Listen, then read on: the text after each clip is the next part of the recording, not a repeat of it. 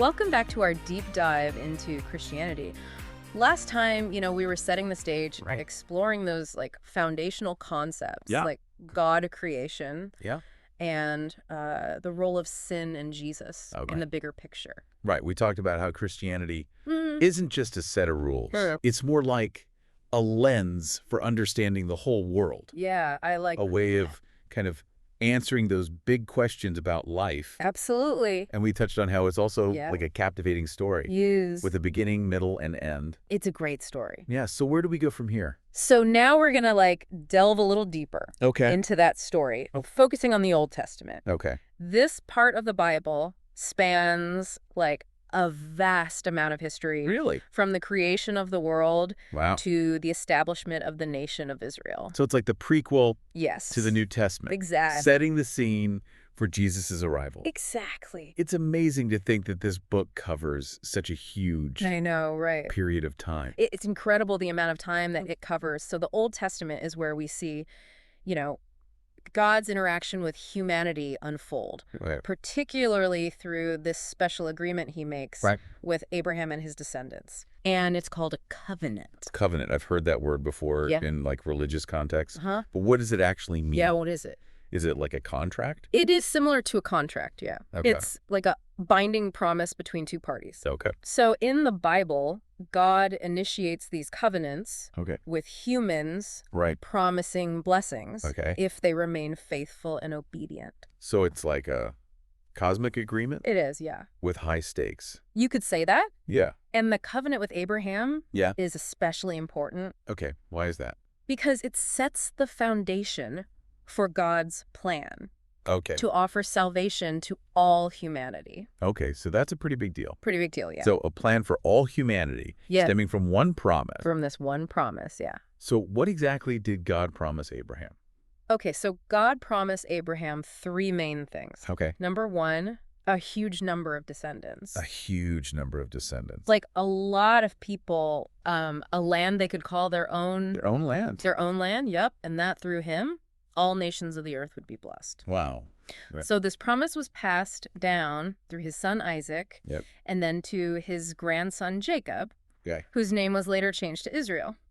Wait a minute. Is that where the name Israel comes from? That's exactly where it comes from. I always thought it was just a country, Yeah. but it's actually like, It's a lineage Yeah. going all the way back to Abraham. that's incredible. Isn't that interesting? Yeah. So the descendants of Jacob became the 12 tribes of Israel. 12 tribes of Israel. Yeah, and they were the people Okay. who would eventually inherit the land Okay. that God promised to Abraham, Okay. the land of Canaan, which is what we know today as Israel. Okay. So we've got this covenant, Yeah, these promises, right. and this chosen people. Yes, But history is rarely a straight line, right? that's true, very rarely. So what kind of conflicts or challenges Yeah, what happened? happen in this part of the story? So the Old Testament is full of twists and turns, Okay. moments of betrayal, Okay. incredible triumphs. Right. One of the most dramatic events is the Exodus. Okay. The story of how God freed the Israelites from slavery in Egypt. Ah, yes, the Exodus. It's It's one of those stories everyone seems to know. a famous one. The parting of the Red Sea, Yeah. the 10 Commandments. Mhm.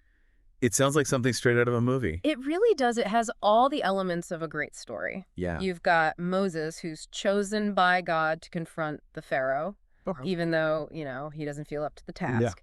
Then you've got plagues, Right. miracles, Right.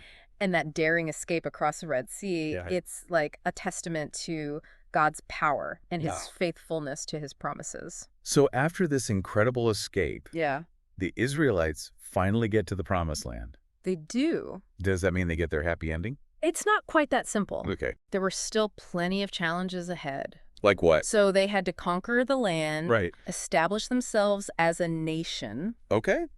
but even more importantly, Okay. they had to stay true to their covenant with God. I'm noticing a theme here. What's that? Obedience, Yeah. faithfulness, Uh-huh. and a lot of tests along the way. A lot of tests, yeah. Yeah. So the Old Testament, it's packed with stories Okay. about how the Israelites struggled to live up to the Right. terms of the covenant. Right. They often fell into idolatry, worshiping other gods, and they faced consequences for their disobedience. So it's this constant back and forth between God's faithfulness and our human tendency to make mistakes. That's a great way to put it. Yeah. But through it all, we see God's incredible patience and mercy. He never gives up on his chosen people. Even when they stray. Even when they stray. Even when they mess up. Yeah. It's reassuring to know that even when we mess up, God doesn't just abandon us. No, he doesn't. There's always a chance to, turn back to him. Yes. Always. That's good. And this idea of redemption, God's desire to heal that broken relationship with humanity, that runs through the entire Bible. It does. Yeah, it ultimately sets the stage for the coming of Jesus. And the fulfillment of God's promises. So we've covered a lot of ground here. Yeah. Covenants, promises, the Exodus, the birth of the nation of Israel. This constant struggle for faithfulness. For someone who's new to Christianity. What's the big takeaway? What should they be getting from this? From all these stories in the Old Testament. The Old Testament shows us that humanity is desperately in need of a savior. We tend to, wander from God. Break our promises and choose our own way over his. But it also reveals God's incredible love for us. His willingness to pursue a relationship with us, even when we push him away. So it sounds like an epic love story. It is. With a lot of drama. Lots of drama. And I'm guessing this sets the stage. It does. For the even more incredible story. Yes. Of Jesus in the New Testament. You got it. We'll be exploring that next time. The remarkable life and teachings of Jesus in the final part of our deep dive into Christianity.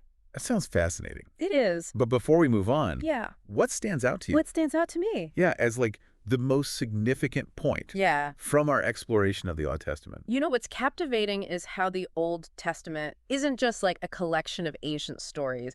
It's a living tapestry.